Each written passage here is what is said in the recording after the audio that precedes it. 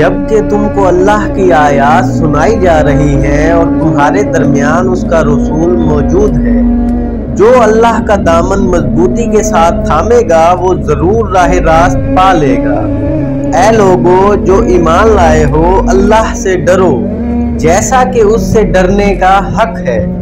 تم کو موت نہ آئے مگر اس حال میں کہ تم مسلمان ہو۔ سب مل کر اللہ کی رسی کو مضبوطی سے پکڑ لو اور تفرقے میں نہ پڑو۔ اللہ کے اس احسان کو یاد رکھو جو اس نے تم پر کیا ہے۔ تم ایک دوسرے کے دشمن تھے، اس نے تمہارے دل جوڑ دیے اور اس کے فضل و کرم سے تم بھائی بھائی بن گئے۔ تم آگ سے بھرے ہوئے ایک گڑھے کے کنارے کھڑے تھے، اللہ نے تم کو اس سے بچا لیا۔ اس طرح اللہ اپنی نشانیاں تمہارے سامنے روشن کرتا ہے، شاید کہ ان علامتوں سے تمہیں اپنی فلاح کا سیدھا راستہ نظر آ جائے۔ تم میں سے کچھ لوگ تو ایسے ضرور ہی ہونے چاہیے جو نیکی کی طرف بلائیں، بھلائی کا حکم دیں اور برائیوں سے روکتے رہیں۔ جو لوگ یہ کام کریں گے وہی فلاح پائیں گے۔ کہیں تم ان لوگوں کی طرح نہ ہو جانا جو فرقوں میں بٹ گئے اور کھلی کھلی واضح ہدایات پانے کے بعد بھی اختلافات میں مبتلا ہوئے۔ جنہوں نے یہ روش اختیار کی وہ اس روز سخت سزا پائیں گے، جبکہ کچھ لوگ سرخ روح ہوں گے اور کچھ لوگوں کا منہ کالا ہوگا۔ جن کا منہ کالا ہوگا ان سے کہا جائے گا کہ نعمت ایمان پانے کے بعد بھی تم نے کافرانہ رویہ اختیار کیا۔ اچھا تو اب اس کفران نعمت کے صلہ میں عذاب کا مزہ چکھو۔ رہے وہ لوگ جن کے چہرے روشن ہوں گے تو ان کو اللہ کے دامن رحمت میں جگہ ملے گی اور ہمیشہ وہ اسی حالت میں رہیں گے۔ یہ اللہ کے ارشادات ہیں جو ہم تمہیں ٹھیک ٹھیک سنا رہے ہیں، کیونکہ اللہ دنیا والوں پر ظلم کرنے کا کوئی ارادہ نہیں رکھتا۔ زمین و آسمان کی ساری چیزوں کا مالک اللہ ہے اور سارے معاملات اللہ ہی کے حضور پیش ہوتے ہیں۔ اب دنیا میں وہ بہترین گروہ تم ہو جسے انسانوں کی ہدایات اور اصلاح کے لیے میدان میں لایا گیا ہے۔ تم نیکی کا حکم دیتے ہو، بدی سے روکتے ہو اور اللہ پر ایمان رکھتے ہو۔ یہ اہل کتاب ایمان لاتے تو انہی کے حق میں بہتر تھا، اگرچہ ان میں کچھ لوگ ایماندار بھی پائے جاتے ہیں مگر ان کے بیشتر افراد نافرمان ہیں۔ یہ تمہارا کچھ نہیں بگاڑ سکتے، زیادہ سے زیادہ بس کچھ ستا سکتے ہیں۔ اگر یہ تم سے لڑیں گے تو مقابلے میں پیٹھ دکھائیں گے، پھر ایسے بے بس ہوں گے کہ کہیں سے ان کو مدد نہ ملے گی۔ یہ جہاں بھی پائے گئے ان پر ذلت کی مار ہی پڑی، کہیں اللہ کے ذمے یا انسانوں کے ذمہ میں پناہ مل گئی یہ اور بات ہے۔ یہ اللہ کے غضب میں گھر چکے ہیں، ان پر محتاجی و مغلوبی مسلط کر دی گئی ہے، اور یہ سب کچھ صرف اس وجہ سے ہوا ہے کہ یہ اللہ کی آیات سے کفر کرتے رہے اور انہوں نے پیغمبروں کو ناحق قتل کیا۔ یہ ان کی نافرمانیوں اور زیادتیوں کا انجام ہے۔ مگر سارے اہل کتاب یکساں نہیں، ان میں کچھ لوگ ایسے بھی ہیں جو راہ راست پر قائم ہیں، راتوں کو اللہ کی آیات پڑھتے ہیں اور اس کے آگے سجدہ ریز ہوتے ہیں، اللہ اور روز آخرت پر ایمان رکھتے ہیں، نیکی کا حکم دیتے ہیں، برائی سے روکتے ہیں اور بھلائی کے کاموں میں سرگرم رہتے ہیں، یہ صالح لوگ ہیں۔ اور جو نیکی بھی یہ کریں گے اس کی ناقدری نہ کی جائے گی، اللہ پرہیزگاروں کو خوب جانتا ہے۔ رہے وہ لوگ جنہوں نے کفر کا رویہ اختیار کیا تو اللہ کے مقابلے میں ان کو نہ ان کا مال کچھ کام دے گا نہ اولاد، وہ تو آگ میں جانے والے لوگ ہیں اور آگ ہی میں ہمیشہ رہیں گے۔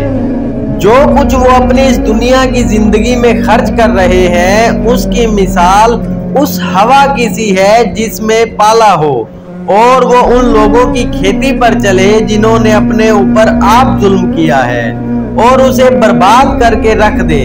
اللہ نے ان پر ظلم نہیں کیا، در حقیقت یہ خود اپنے اوپر ظلم کر رہے ہیں۔ اے لوگو جو ایمان لائے ہو، اپنی جماعت کے لوگوں کے سوا دوسروں کو اپنا رازدار نہ بناؤ۔ وہ تمہاری خرابی کے کسی موقع سے فائدہ اٹھانے میں نہیں چوکتے۔ تمہیں جس چیز سے نقصان پہنچے وہی ان کو محبوب ہے۔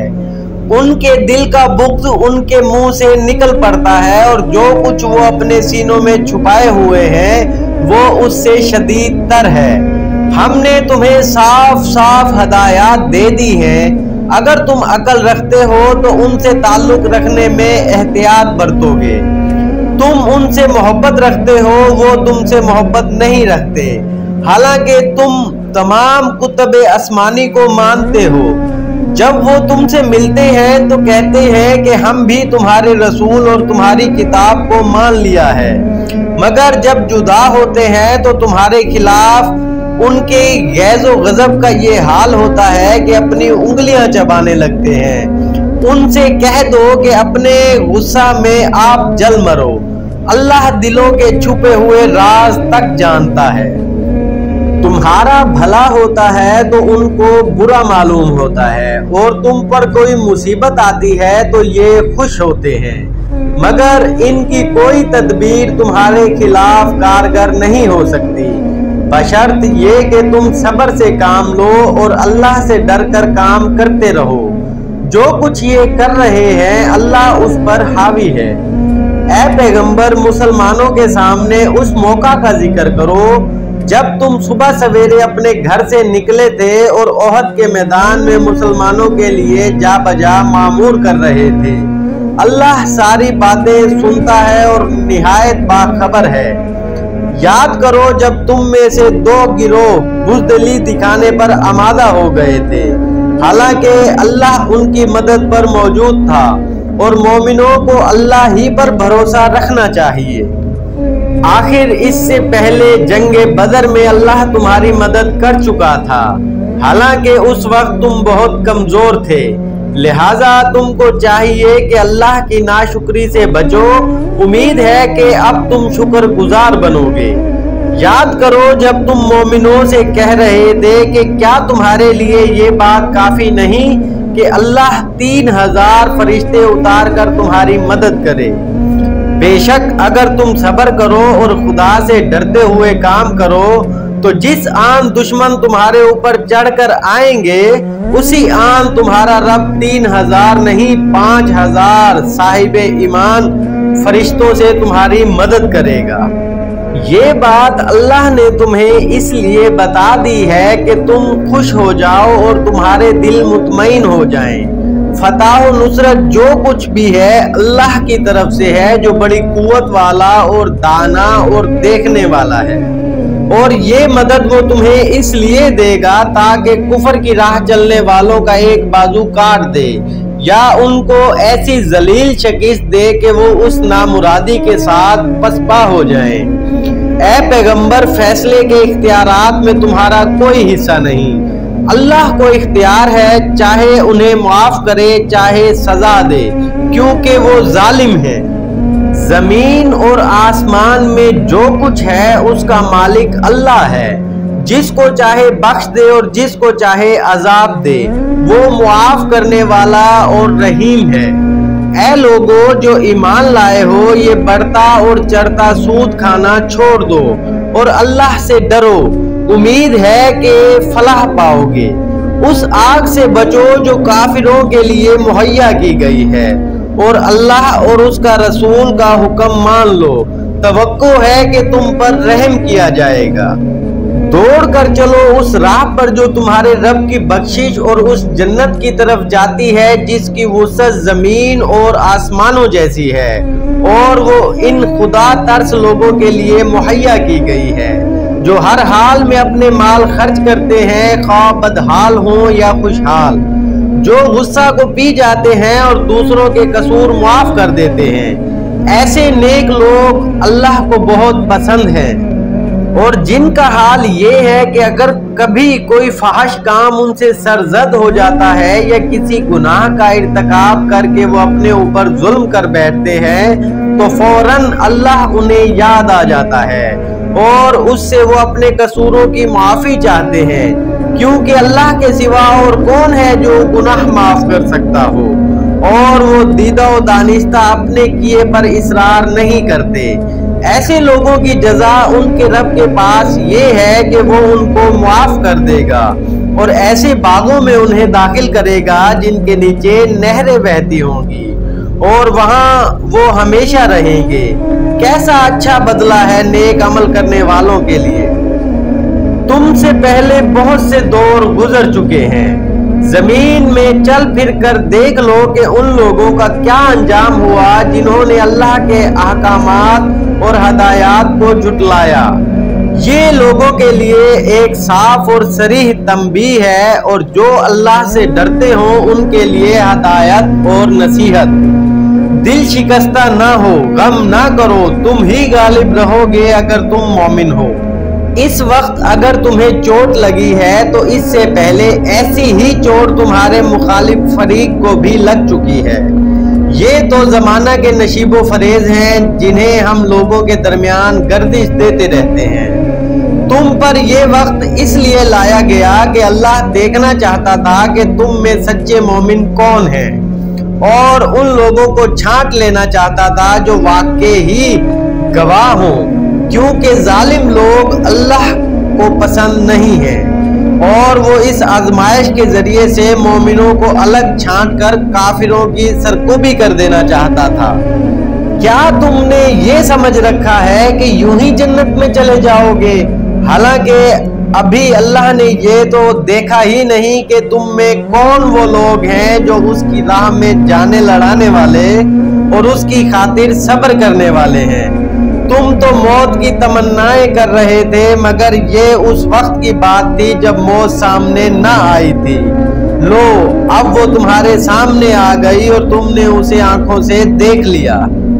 मोहम्मद सल्लल्लाहु अलैहि वसल्लम इसके सिवा कुछ नहीं कि बस एक रसूल है।